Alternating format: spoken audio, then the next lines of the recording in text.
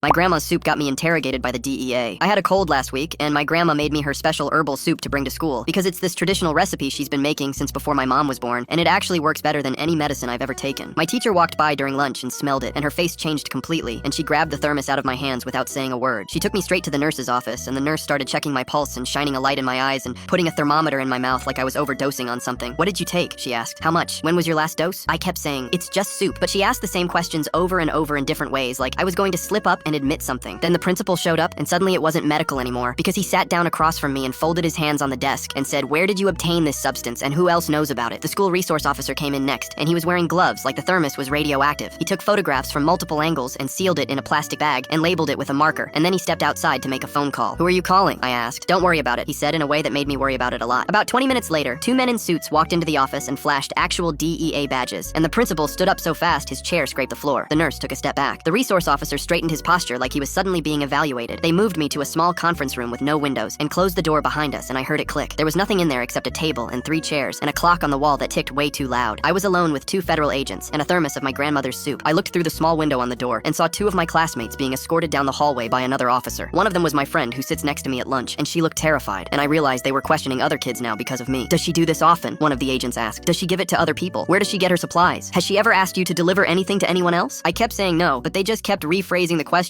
like they were trying to catch me in a lie. One of the agents stepped away, and I heard him on the phone say, "Go ahead and send a unit over to the residence. We need to secure the location before anything gets moved." My whole body went cold because I knew he was talking about my grandma's house. I pictured her answering the door and seeing guns. "She's 73 years old," I said, and my voice cracked. "She lives alone. Please don't scare her." One of them leaned forward and said, "If things escalate, she might not be the one taking care of you anymore. There are safer places for kids in your situation." I said, "What does that mean?" And he just stared at me. Then they slid a piece of paper across the table. "Sign this," one of them said. "It's a statement confirming that your grandmother knowingly provided you with the substance in this thermos and that she does this regularly." I said, "What happens if I sign it?" And he said, "It shows you're cooperating, and cooperation goes a long way in situations like this." I looked at the paper and looked at them and started sobbing because I couldn't sign something that would send my grandma to prison for making me soup when I had a cold. The door flew open, and my grandma walked in before my parents even got there. She's 4'11" and 73 years old, and she walked straight past the agents like they didn't exist. She picked up the thermos and unscrewed the cap and drank the entire thing while maintaining eye contact with both DEA agents at the same time. She set it down empty and wiped her mouth with the back of her hand and said, "Would you like to raid the Asian grocery store on 5th Street, or would you prefer to admit you can't tell the difference between ginger and illegal substances?" One of the agents started to say something about being cautious and following protocol, and my grandma held up one finger to silence him like he was a child interrupting an adult. "You have 2 master's degrees between you, and you couldn't identify soup," she said. "My grandson is 11, and he knows it's soup. The soup knows it's soup. Everyone in this room with a brain cell knew it was soup." She picked up the statement they wanted me to sign and tore it in half. "Get your backpack," she said. "We're leaving." My grandma got a handwritten apology from 3 separate government agencies, and one of them asked for the recipe.